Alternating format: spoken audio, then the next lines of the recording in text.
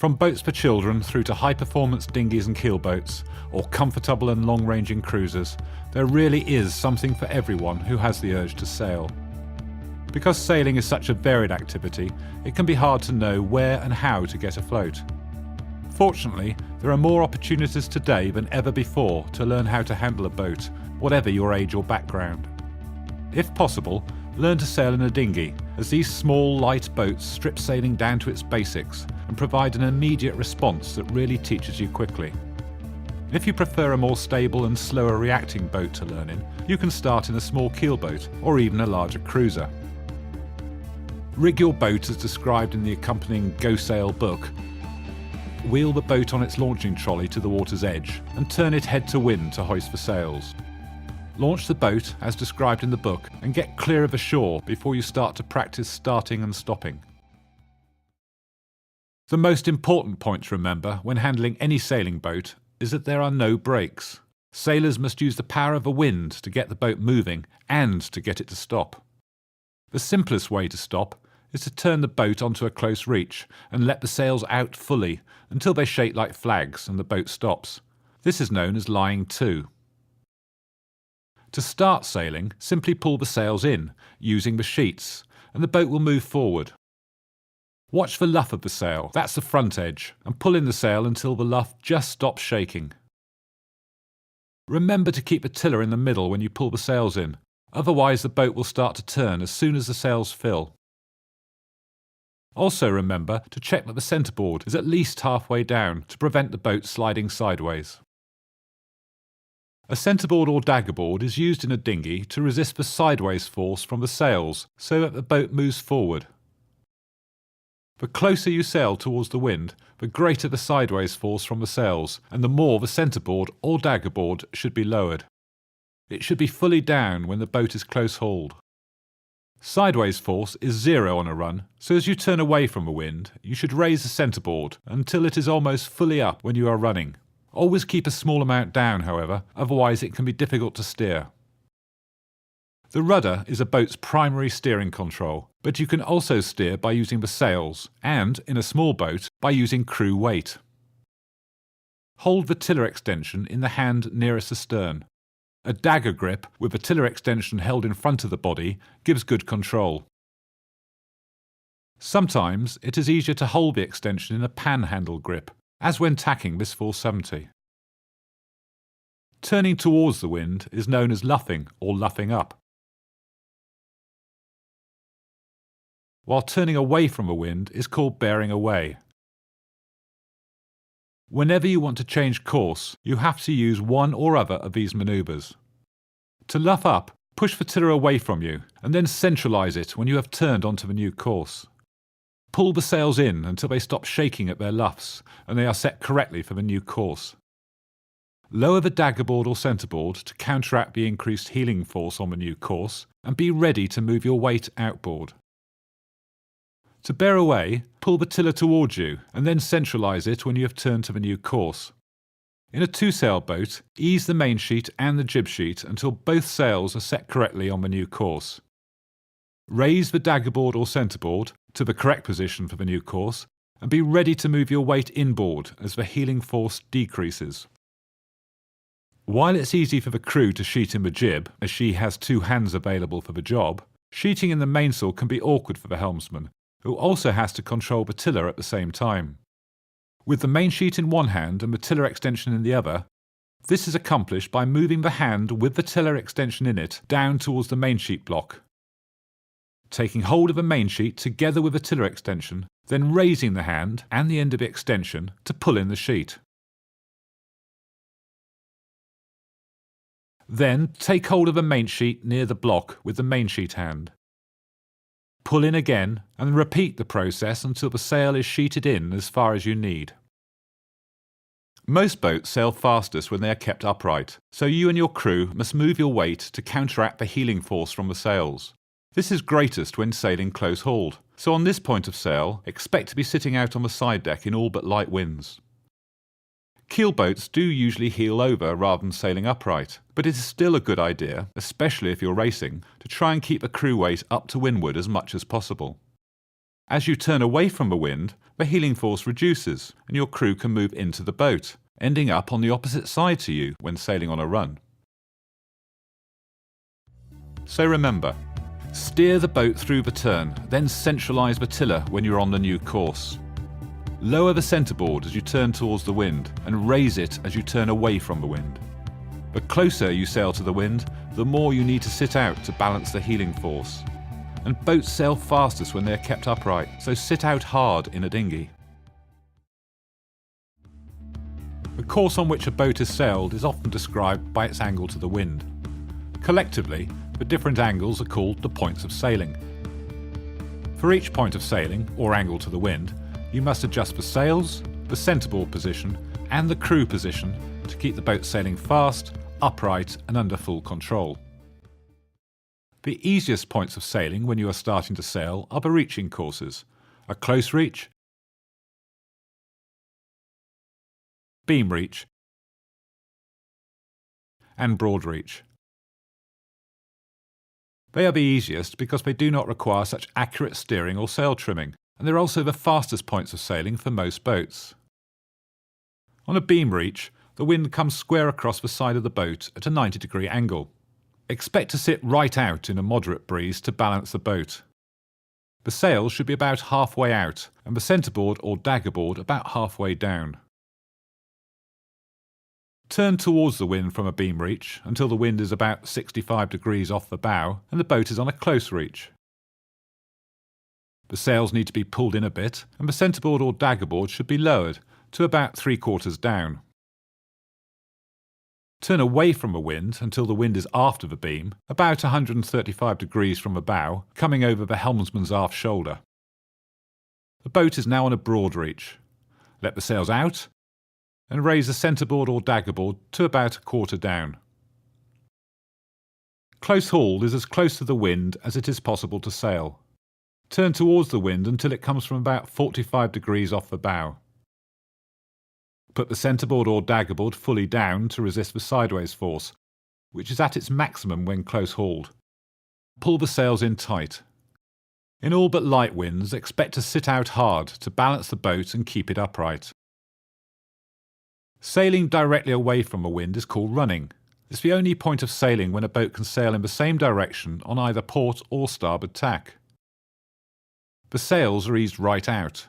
In a single-hander with an unstayed mast, the boom can be eased to 90 degrees or even beyond when you're practiced at steering on a run. In a two-sail boat, the jib can be pulled to the opposite side to the mainsail when sailing dead downwind. It's called goose-winging, and it projects more sail area and increases speed.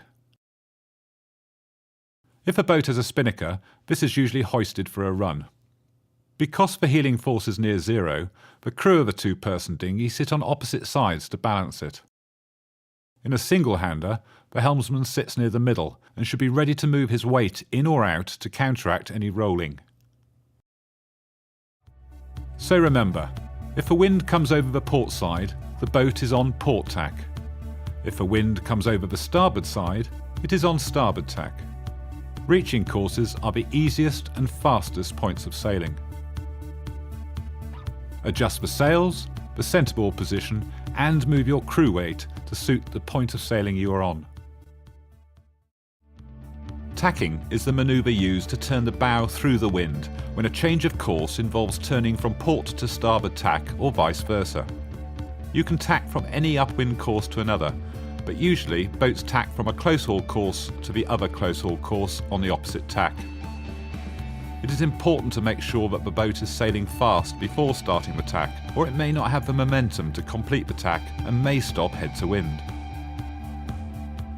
The process of tacking is the same, whatever type of boat you sail, from a small single-hander with just one sail, through dinghies, keel boats and larger cruisers or racers. In larger boats, the larger sails put higher loads on sheets, but the principles governing the manoeuvre remain the same.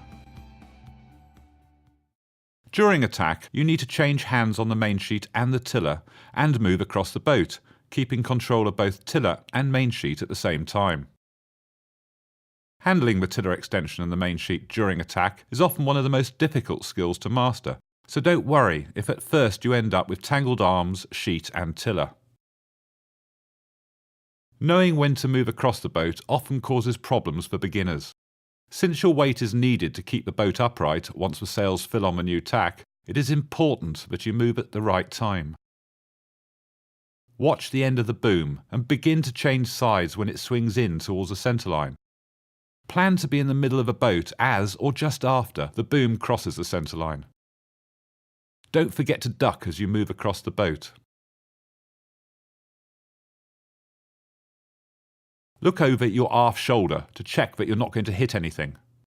Push the tiller away and stay sitting on the side deck until the boom end starts to swing into the boat. As the boat turns, ease the mainsheet slightly and keep the tiller pushed over. Lift your aft foot from under the tow strap and move it across the boat so that you are ready to move. When the boat turns through head to wind, move across the boat, leading with your tiller hand so the tiller extension swings across ahead of you. Duck under the boom as you go. Ease the mainsheet, if necessary, to balance the boat as the sails begin to fill with wind. Put your front foot under the tow strap and sit down on the side deck on the new side. Change hands on the mainsheet and the tiller extension and bring the extension around in front of your body. So remember, make sure that you have plenty of speed before the tack. Check that you are clear to tack. Push the tiller until the boom starts to swing into the boat. Ease the mainsheet and prepare to move across the boat. Make sure that you're in the middle of the boat as the boom passes overhead. And balance the boat and swap hands on the mainsheet and tiller extension.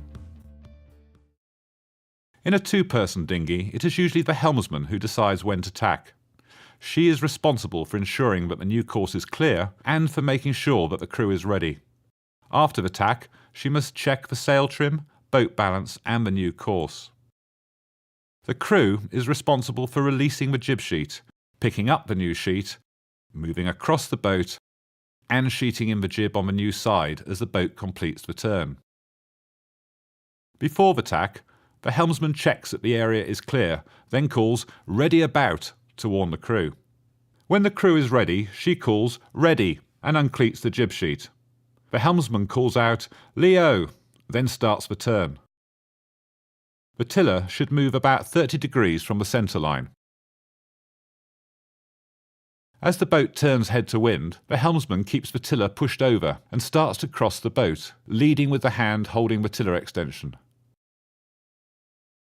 The crew also starts to move, picking up the new jib sheet as she crosses the boat. As the bow passes through head to wind, the helmsman and crew duck under the boom as it comes into the middle of the boat. As the jib starts to back or fill with wind on the opposite side, the crew lets go of the old jib sheet and pulls on the new one. The helmsman and crew sit down on the new windward side. The helmsman steers while holding the tiller extension behind her back and straightens the tiller when the boat is on the new close-haul course.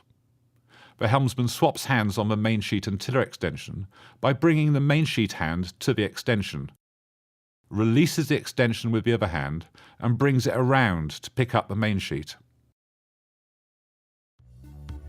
So remember, the helmsman checks that the crew is ready and pushes the tiller to start the turn.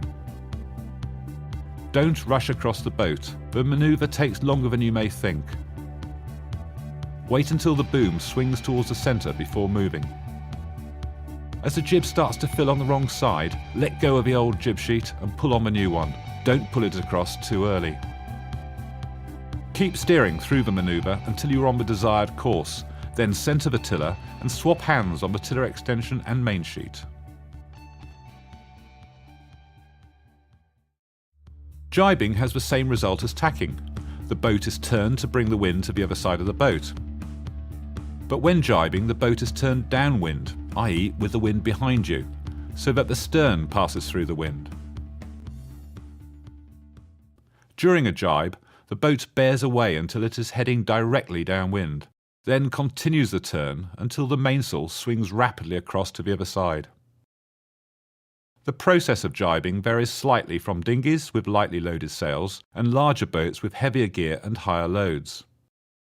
When jibing a dinghy or small keelboat, it is normal to let the boom swing unchecked from one side to the other during the jibe, which makes it very important for the crew to keep their heads down during the manoeuvre. It also means that jibing is quicker and feels more violent than tacking. The speed with which the mainsail and booms swing across through the jibe means that it is very important that you move your weight quickly to the new side. If you are slow to move, especially in a strong wind, a jibe can end in a capsize. Before a jibe, make sure that the daggerboard is raised so that it is no more than 1/4 down. Check that the area the boat will turn into is clear and steer onto a dead run, with the boat well balanced. Swing the tiller extension around so it points to the opposite side of the boat and push the tiller to the windward side. Prepare to move by putting your aft foot into the middle of the boat. Turn into the jibe and watch the leach of the sail about 1/3 up from the foot. When the boat is about to jibe, the leach will fold back to windward, showing that the wind is getting behind the sail. When you see the leach starting to fold, pull sharply on the mainsheet to start the boom moving. Move across the boat, facing forward, duck under the boom as it passes overhead, and centre the tiller to stop the boat turning further. Sit down on the new side, holding the tiller extension behind your back, and make sure that the tiller is in the middle so that the boat does not continue turning. Bring the mainsheet hand across to take hold of the tiller extension and release the tiller extension with the other hand. Bring that hand around to take the mainsheet. Steer onto the desired course and trim the mainsail as needed. Adjust the daggerboard if necessary for the new course. So remember, raise the daggerboard so that it is no more than 1/4 down. Check that you are clear to make the jibe and steer onto a dead run. Turn into the jibe and pull sharply on the mainsheet to start the boom moving. Duck under the boom and centre the tiller. Swap hands on the controls and adjust the centreboard for the new course. In a 2-person dinghy, the helmsman decides when to jibe and checks that the crew is ready, just as you do before tacking. The crew is responsible for using her weight to balance the boat through the jibe and for sheeting the jib from one side to the other. When you want to jibe, bear away until the jib hangs limply behind the mainsail, showing that you're on a dead run. Check that the area the boat will turn into is clear and warn your crew by calling "Stand by to jibe." She checks that the centreboard is no more than 1/4 down, or that the daggerboard will not foul the boom. Take another look round and call out "Jibe-o!" Then swing the tiller extension around so it points to the opposite side of the boat and push the tiller to the windward side to start the turn. Stand up in the middle of the boat and prepare to pull the boom across. The crew picks up the new jib sheet and prepares to sheet the sail to the new side. Watch the jib, as when the boat is about to jibe, the jib will blow across to the windward side, showing the stern is swinging through the wind. Pull on the mainsheet, or jibing line if fitted, to start the boom swinging across. The crew sheets the jib to the new side when it blows across the bow. As the boom swings overhead, move to the new windward side and centre the tiller to stop the turn. The crew moves as necessary to balance the boat and keep it upright during and after the jibe. When the boom is on the centreline, the helmsman and crew should both be in the middle of the boat. As the boom reaches the new side, the mainsail will fill at once and the boat will accelerate. The crew must move to keep the boat upright. The helmsman swaps hands on the tiller extension and mainsheet and sits down on the new windward side. Once the boat is level, you can steer to the new desired course. The boat will probably have turned through quite a wide arc, especially in light winds, before the mainsail swung across, and it is now likely to be on a broad reach on the new tack. So remember, check that the crew is ready to jibe. Push the tiller to windward and stand up in the middle of the boat. Pull the boom across as the crew picks up the new jib sheet. Watch the boom and duck as it passes overhead. Sheet in the new jib sheet, balance the boat and centre the tiller for the new course. A capsize is always a possibility if you sail a dinghy, even in a stable general-purpose dinghy. and it becomes much more likely if you sail a high-performance dinghy. The most important thing to remember when you capsize is to always keep hold of a boat and never attempt to swim to shore. A capsized boat is far easier to spot than a swimmer's head, and the shore is usually further away than it looks. If you capsize a single-hander, it is best if you try to climb over the high side directly onto the daggerboard as the boat capsizes. This is usually possible when the boat capsizes to leeward, but more difficult when the capsizes to windward on top of the helmsman. Getting onto the daggerboard as the boat capsizes makes it possible to right the boat quickly and also helps avoid exhaustion through having to swim around the boat and climb up onto the daggerboard. If you end up in the water, reach up and pull down on the daggerboard and pull on the gunwale if you can reach it. Climb aboard as the boat comes upright. The standard method for righting a two-person dinghy is called the scoop method, because one person is scooped aboard as the other pulls the boat upright. The weight of one person in the boat as it is righted makes it more stable and helps prevent it capsizing again. During a capsize recovery, you and your crew will be out of sight of each other during much of the procedure, so keep talking to each other to make sure that you know what is happening and ensure that the other person is safe. When you've capsized, immediately check that you're both safe and not trapped under the boat or sails. Whoever is nearest to the middle of the boat should make sure that the centreboard is fully lowered. Then you should both pull yourselves along to the transom. This is to ensure that if the boat inverts, neither of you are trapped under the upturned boat. If possible, find the end of the mainsheet and pass it over the top of a rudder to use as a safety line, as the heaviest person swims round to the centreboard and climbs onto it.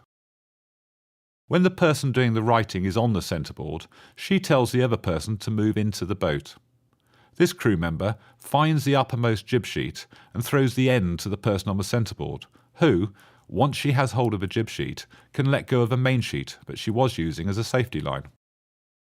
The person inside the boat now allows herself to float inside the hull, holding on to a thwart or tow strap, without putting any weight on the boat that could cause it to invert. If she can reach it easily, she should ensure that the main sheet is free to run, so that the mainsail can flap freely when the boat is righted. The person on the centreboard stands with her feet close to the hull and leans back, holding onto the jib sheet. Standing near the end of the centreboard risks breaking it. Lean back and pull steadily on the jib sheet. The boat will be slow to right at first, but when the masts and sails have been pulled clear of the water, it will come up quite quickly. As the boat comes upright, the other person will be scooped aboard. The person on the centreboard can often scramble aboard by the windward shroud as the boat comes upright. If not, the crew can help her aboard over the side deck.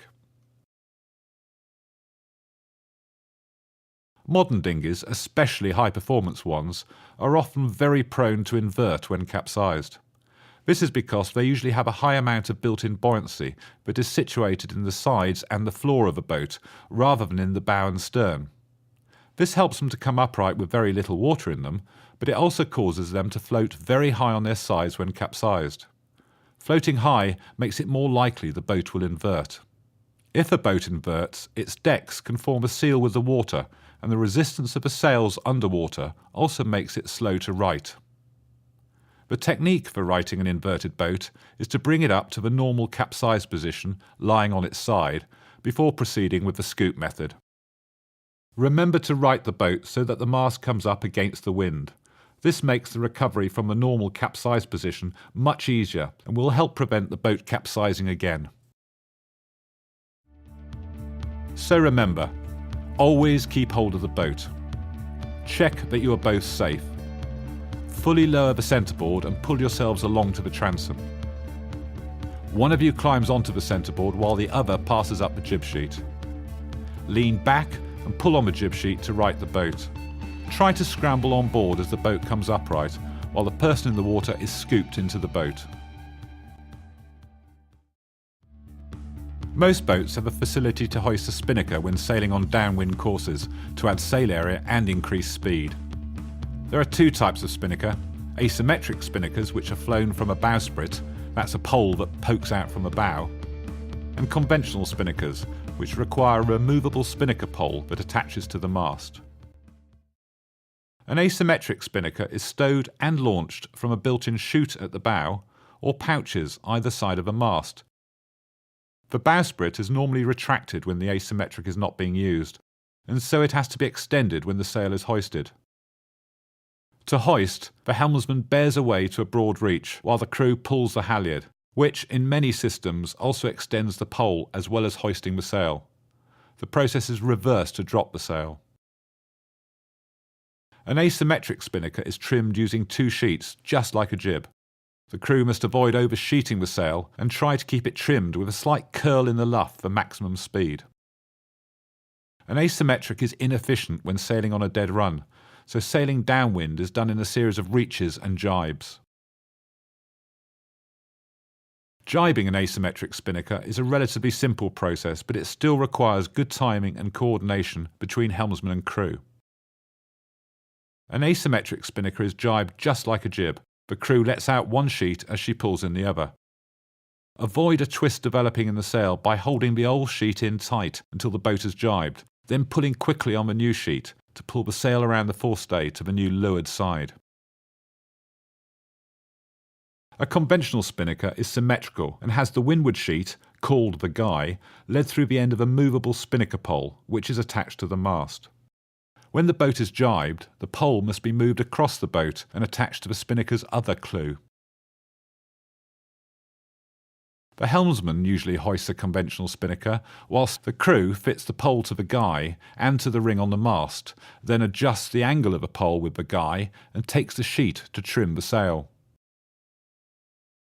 To lower the spinnaker, the crew removes the pole from the mast and brings it back into the boat, unclipping it from the guy and stowing it in the boat. She then pulls on the guy to bring the sail within reach and, as the helmsman lowers the halyard, she packs the sail into the stowage pouch. Jibing a conventional spinnaker is more complicated than an asymmetric. To jibe, the helmsman bears away to a run and the crew pulls the pole back to set the sail square across the bow of the boat. When the mainsail has been jibed, the crew removes the spinnaker pole from the mast and the old guy, clips it to the new guy and to the ring on the mast. She then adjusts the guy to set the pole angle to suit the new course and takes a sheet to trim the sail. So remember, bear away to a broad reach or run before hoisting an asymmetric. Jibe an asymmetric by pulling it across the boat with the new sheet. A conventional spinnaker has a pole that needs adjusting to trim the sail. The spinnaker pole must be moved to the new windward side during a jibe. Sail on a run or very broad reach to hoist and lower a conventional spinnaker. Many high-performance dinghies use one or more trapezes to allow the crew to move their weight further out of the boat. A trapeze is a wire running from a mast just above the shrouds, with a ring at its bottom end. The ring attaches to a hook on a trapeze harness. Using a trapeze is not difficult, but it requires practice and a degree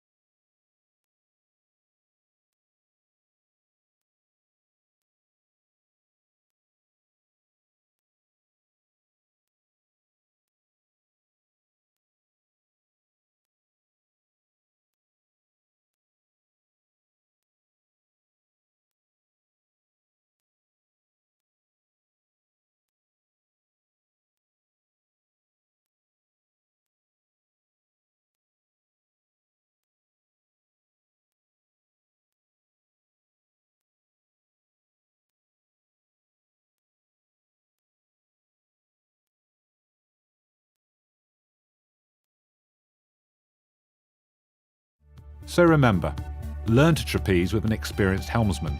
Sit on the side